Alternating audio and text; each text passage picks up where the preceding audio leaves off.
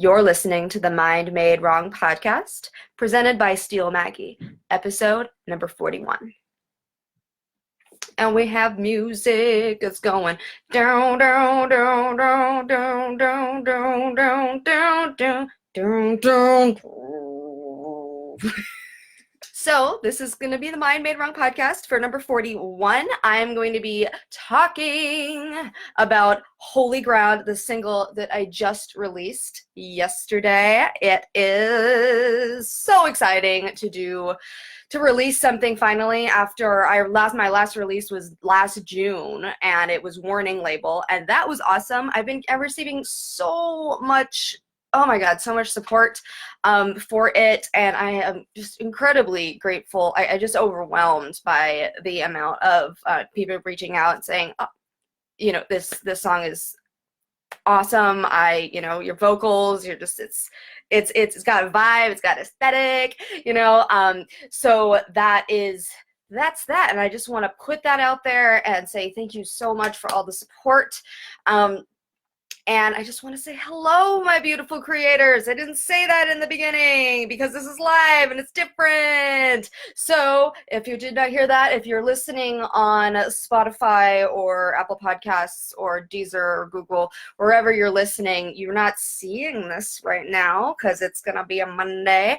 And this is Saturday, by the way, but I'm doing this live. I'm doing this live on Facebook. So there might be a tiny bit of interruptions, tiny bit of shenanigans, but we shall deal with it. We shall move forward. Okay, so Holy Ground.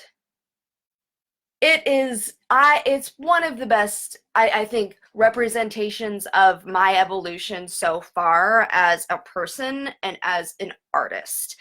It is a very personal story about my journey finding self-worth.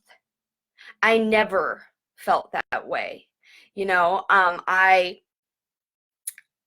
experienced a lot of self-loathing in my adulthood, and just a lot of mental loops that kept me really buried within myself, and it really kept things that, depression, and I suffer with bipolar disorder type 2, and those things, I made them bad in my head. I made it so I dwelt on the fact that I thought my mind was made wrong, and I developed an identity out of that.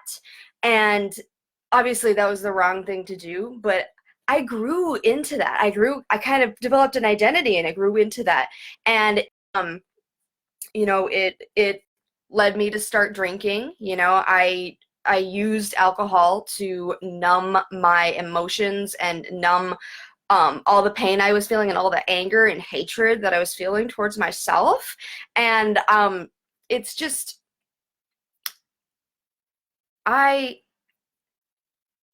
Holy Ground, I wrote Holy Ground a while ago, actually. And I wrote the song, I wrote it in late 2018, and I wrote it before I knew what it was, what it even felt like for me to feel that way, to feel like everywhere I go is holy ground, and I wanted to feel that way, and I wrote it because I wanted to feel self-worth. I wanted to feel like I loved myself, and that now I do, but I didn't know what it took.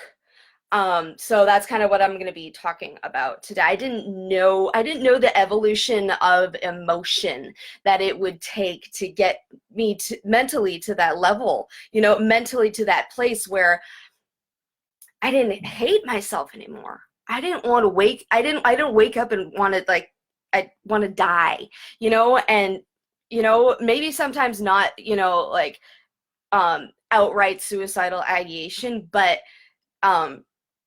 still that just complete dissatisfaction and anger with myself.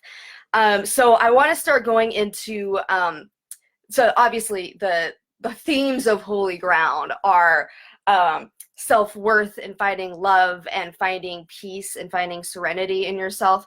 I wrote something down that I want to because I wrote it down and it's so succinct about what it's about. And holy ground, in a nutshell, is getting to the place inside you where you are your own sacred space, where you can finally get to the point where you can finally say, everywhere I go is holy ground.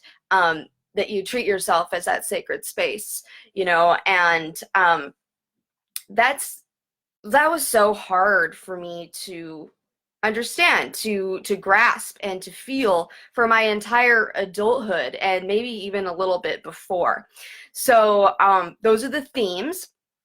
If you've heard the song already, which you should, and I'm going to put a little bit of a nice little snippet clip in here that we're going to listen to in a second, but those are the themes. If you've heard it, you know that it is like super 80s, and it's super still Maggie, and it's super pop, right? And it's super dance as well. I'm saying the word super a lot, but I just really wanted to, I wrote it and recorded it with the indefatigable John McLucas, who always brings my visions to life in to the highest execution. You know, it just, I don't know. I was trying to, I saw that in my brain, and how did you get that onto a tangible format, you know? Like, how did you do that? Don't know, but that's why he's my producer and I love him. So I wanted it to be such a positive feeling, because I was trying to feel that way. And I wanted to dance, you know? And so when we listen to it, I think you're gonna groove, and I think you're gonna jam. But let's go into the lyrics, because these lyrics have really grown, I think, in evolution. I started writing the song. I finished it in late 2018. I started writing the song itself like 2016, 2015. I don't know. It's about around there. It started with the motive. Right? Okay. It started with the piano, but as everything of mine does. But the lyrics back then were, I think, more geared in I would say more like a feminist way, more of like a female power, I guess, type of way. Except it was more back then, it was a little bit more about, I think, consent, because, you know, and that type of way of self-respect. Because back then I was feeling like I was giving myself away a little bit too much, you know, emotionally. And so it really evolved from that. It always changed. And I'm glad it did, because it means so much more to me now. So the first lyric now, you know, the final cut, the final production, the final destination, if you will. The first thing that comes out of my mouth is, "Oh no, no, I won't do it again." And that kind of piques your interest, right? And I was like, okay, got you. With warm skin, cold blood men. Okay, I actually kept that from the original. The next line is, "And I won't do it again with warm skin, cold blood men, and playing the victim, how very mortal of them." And that line kind of comes from my love of uh, I would say mythology, and you know, I feel like sometimes we live out I think in a way, modern mythology. You know what I'm saying? Hey, Mick Lucas. I just mentioned you. um, so what was I saying? My brain crashed.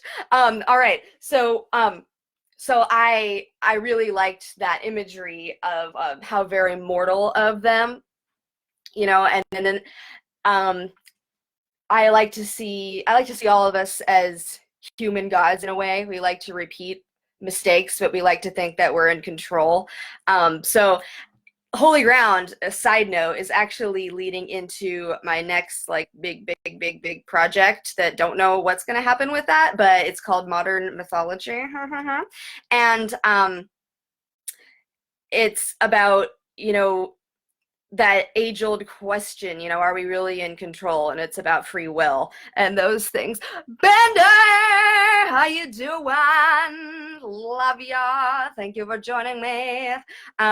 So that's coming, but like in the far future. Sorry. Uh, so anyway, so the next line, to compensate, to spit on my words of praise while twisting them my way. So I give him teeth, and now they're words of prey. So it's I kind of did a little twist on birds of prey. I wrote that about that particular thing about a relationship that I was really out of my depth in, and it was extremely toxic on both angles, both ends, you know what I'm saying?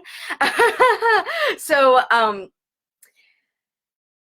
to compensate, to spit on my words of praise while twisting them my way, so I give him teeth. It's really me reclaiming what people have said about me and people close to me have used to hurt me and to bring me down and to fuck with me. You know what I'm saying? Because that's what this person was really doing. And the next line, now the words of prayer, but I am the type to leave bruises of light on your shadows. And now I'm actually starting to talk about myself. I'm the type to leave bruises. It's almost I'm the type of to leave bruises of light on my shadows. I'm kind of turning it around. I'm singing to myself in this way. And what that whole bruises of light on your shadows means is that I believe we need the darkness and the light in order to create beautiful things. We create beautiful things just by sitting here and breathing. You know what I'm saying? Like that's my manifesto. We create beautiful things by getting up in the morning and fucking doing what we do. And so I've wanted so badly to feel that way, and I wrote that I'm the type to leave bruises of light on your shadow before I felt that way, which is I think it's a lovely turnaround. But I'm gonna continue with the lyrics. I have to think about it in my head. Can you survive right? Okay. Can you survive the eyes of my storms and their battles? So it's fun. I'm so lit on this song. I'm kind of scattered. So it's been such like a crazy past 2 days with this this release, and it's very exciting. But I've got my flaws, right? I've got my battles. I've got my storms. I am extremes. You know what I'm saying? Thank you, John. So I've always loved, because I am bipolar, I've always loved extremes, you know what I'm saying? And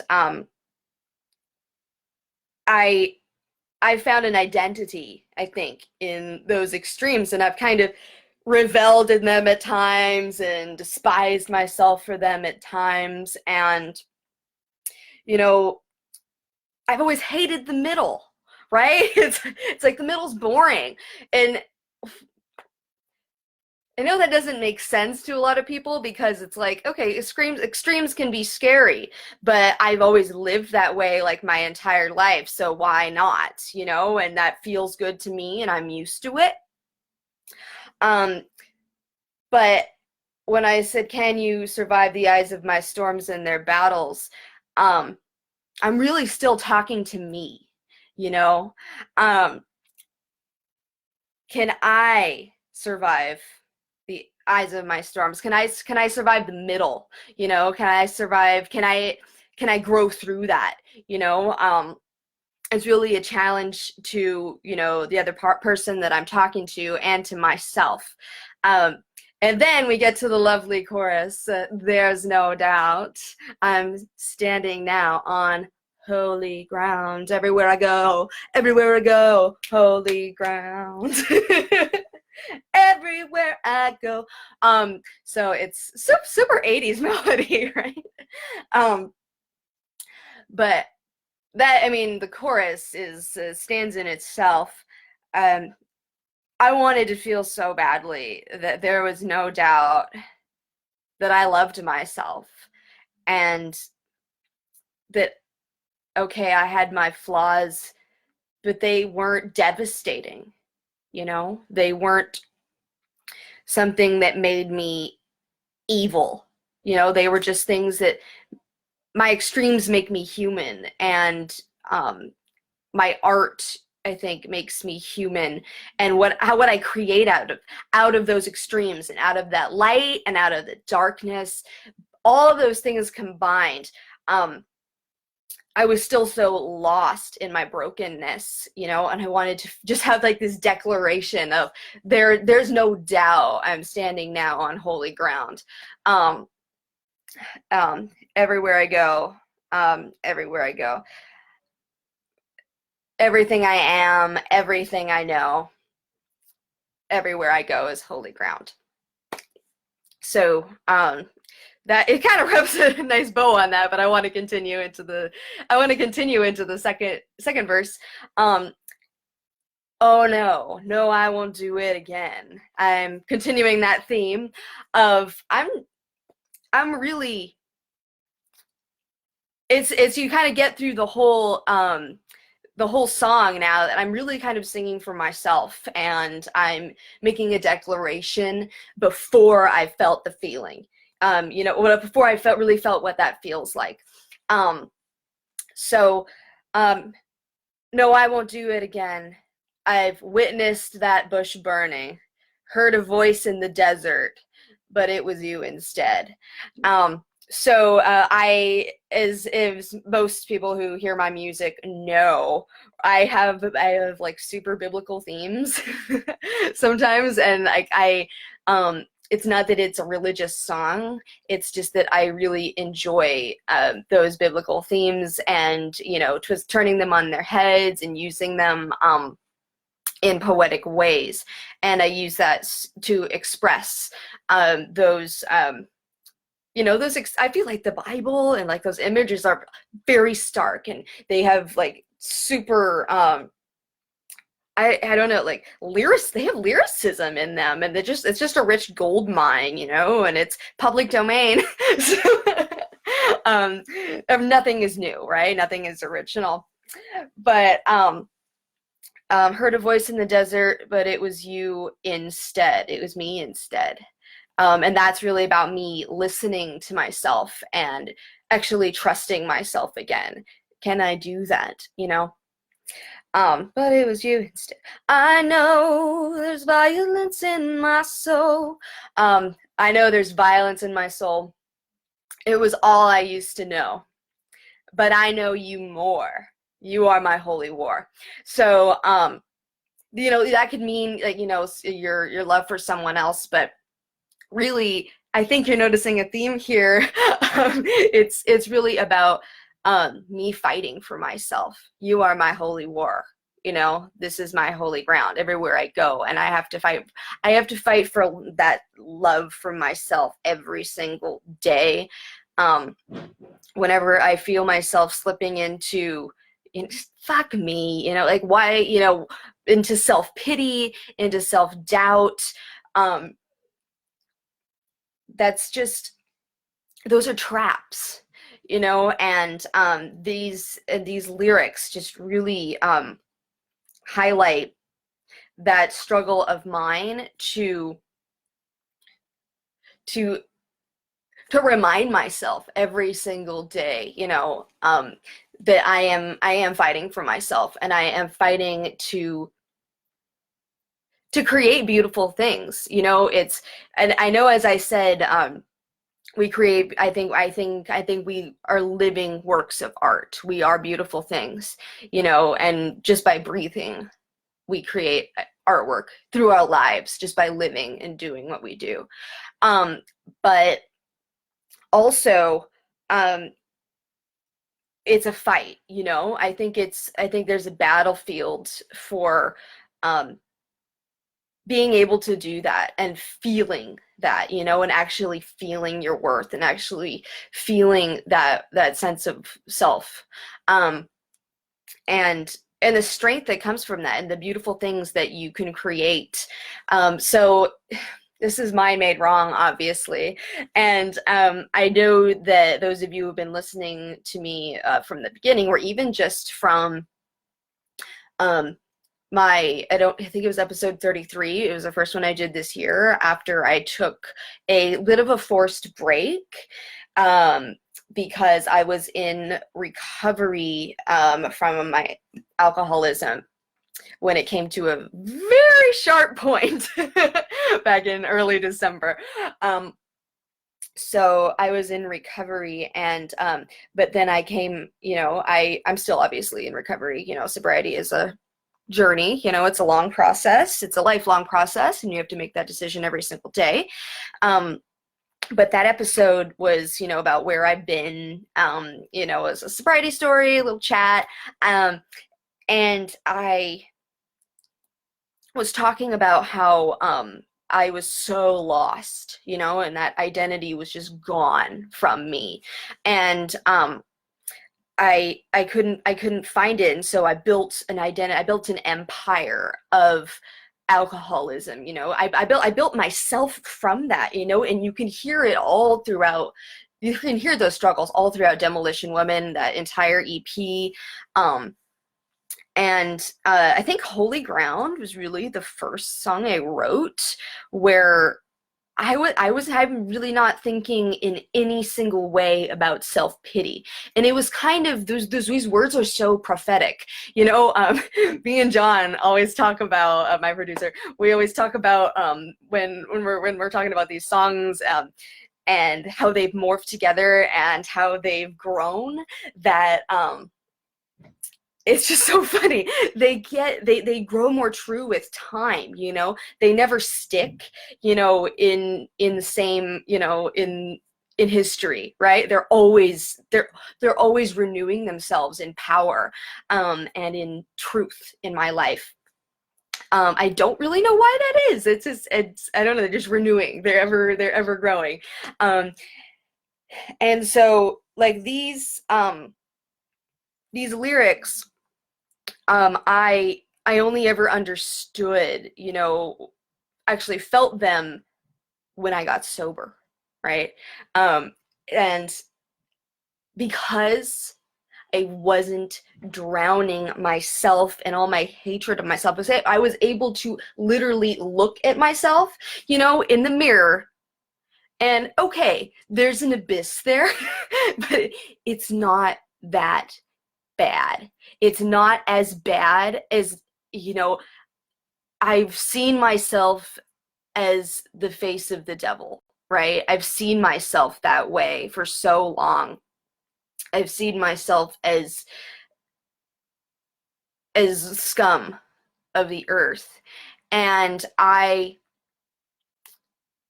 don't anymore. But I was wondering, you know, I would pour, you know, alcohol on my issues of identity, hoping that it would change it, and it just made it worse, you know. And I was never able to feel self-love because I was drowning it the whole time.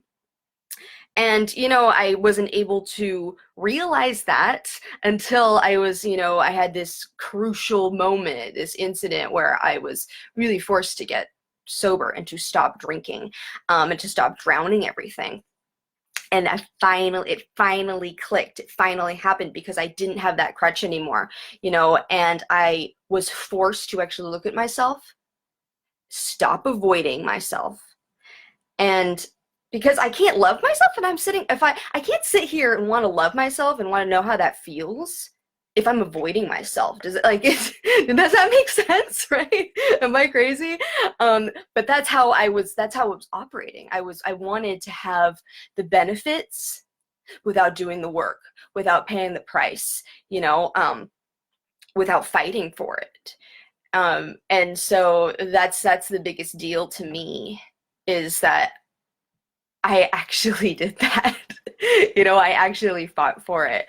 And I actually was able to feel that everywhere I go is truly holy ground. And I just want to that's pretty much all I have. That's not all I could go on all day, about my writing and about all that stuff. I still live in ego sometimes. I can talk your ear off. But I just wanted to really share the crux of holy ground. Not going to go through the chorus again because it's the same thing, and then there's then the chorus. There's no bridge, right? The chorus after that is it's a chorus. It's the same chorus, but it's drums, basically. And then when I say everywhere I go, then the chorus drops in. then all the instrumentation drops in. But we wanted it to dance, we wanted it to slap. And thank you again, John. I'm just gonna keep thanking you for this next month because it's just gonna be like, I just love this song. I love it. It doesn't matter. It makes me speechless, not because it's because of the growth that's come out of it. You know what I'm saying? Like, it's because of what I never thought that I would experience within myself. And I just want those of you listening to feel that as well. If you're not at that place yet, I just want you to hear the song and know that it can be true for you too. So holy ground, everywhere you go is holy ground. Everywhere you stream is holy ground. And we are going to have it play us out instead of the normal signs of a struggle jam banger. That's the normal, that's my normal outro music, but we're gonna listen to a little holy ground. Okay, so thank you so much for joining me, those of you who are joining me on live. I know it's a weird time of night, and it's a Saturday, and who does anything on Saturday except, I don't know, fun stuff. This is fun for me. So thank you so much for listening. I will see you next week, but until then, let's go create beautiful things. Bye-bye.